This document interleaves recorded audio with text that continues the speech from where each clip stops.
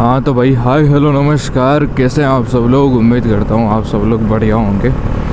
और हम चल रहे हैं भैया बैंक। 9:18 हो चुके हैं, हम हो चुके हैं लेट, क्योंकि अब हमारे पास बचे सिर्फ और सिर्फ 27 मिनट, है ना। और 27 मिनट में बैंक पहुंचना थोड़ा सा है मुश्किल। और मैंने हेलमेट का लगाया नहीं है लॉक, तो वो लॉक भी लगाना पड़ेगा। अब लगेगा ही नहीं मैंने, क्योंकि ग्लव्स पहन रखे हैं भाई।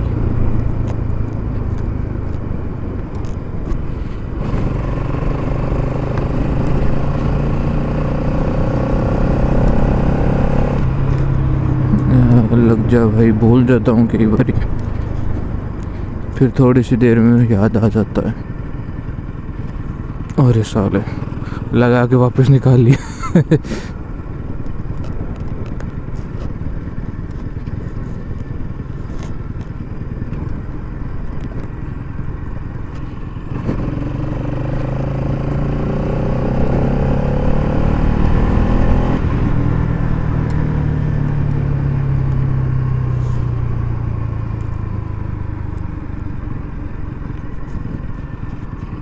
अरे यार, साला रुकना ही पड़ेगा।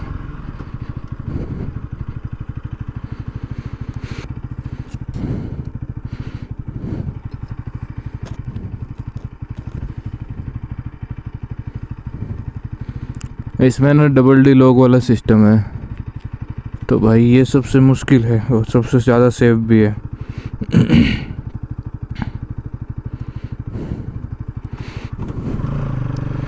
हाँ, ये डबल डी लॉक बोलते हैं इसको, है ना, क्योंकि ये सबसे ज़्यादा सेफ है ना। क्योंकि ये लगा हुआ है ना, तो आपका हेलमेट कभी भी कोई एक्सीडेंट वगैरह होता है ना, तो वो झटके में या आप कहीं दूर जाके गिरो ना, तो सर से निकलेगा नहीं कभी भी, ठीक है ना।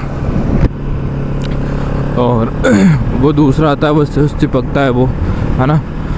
तो वो सबसे कम सेफेस्ट है ना, मतलब सबसे कम सेफेस्ट, मतलब वो सेफ नहीं है ना। क्योंकि अगर आपका एक्सीडेंट होता है और उस समय आपको मान लो जैसे झटका लगा आपके सिर का, है ना, और वो मान लो हेलमेट उछल के बाहर दूर दूर कहीं जाके गिर गया, है ना, तो फिर मतलब क्या रहा उस हेलमेट का, है ना। इसका एक ही नुकसान है, अगर आपको बहुत ज़्यादा हेड इंजरी आती है ना, तो इसको सर से बाहर निकालना मुश्किल है ना। और वैसे निकालना भी नहीं चाहिए जब तक हॉस्पिटल ना पहुँचो, है ना, क्योंकि काफ़ी सारी जो है खून बहेगा उसमें।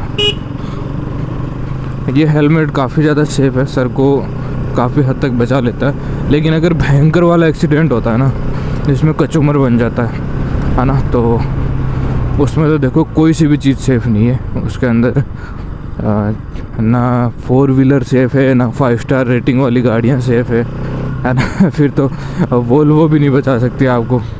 देखा था ना, एक वोल्वो के ऊपर जो है कंटेनर गिर गया था, है ना। और वोल्वो का रिकॉर्ड है, आज तक उनकी गाड़ी से किसी का एक्सीडेंट हुआ है ना, हाँ, तो उसमें किसी की भी जान नहीं गई है आज तक।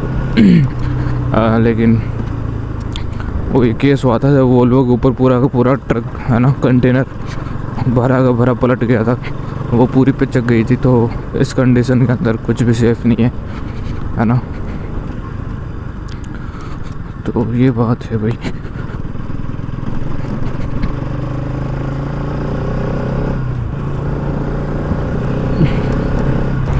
भाई डेली का 30 किलोमीटर अप डाउन भी काफ़ी बड़ा होता है ना। सुबह 30 किलोमीटर जाओ, वापस शाम को वापस आओ, है ना। शुरू में तो काफ़ी ज़्यादा लगता था, अब तो धीरे धीरे आदत हो गई है। लेकिन फिर भी अगर देखा जाए ना, तो ज़्यादा ही है।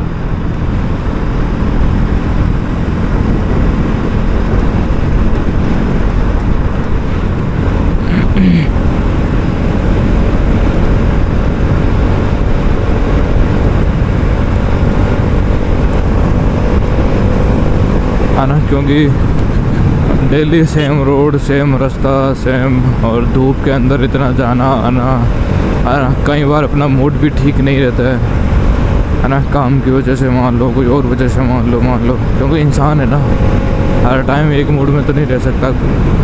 तो उस टाइम तो फिर आना जाना बहुत ही ज़्यादा मुश्किल लगता है। लेकिन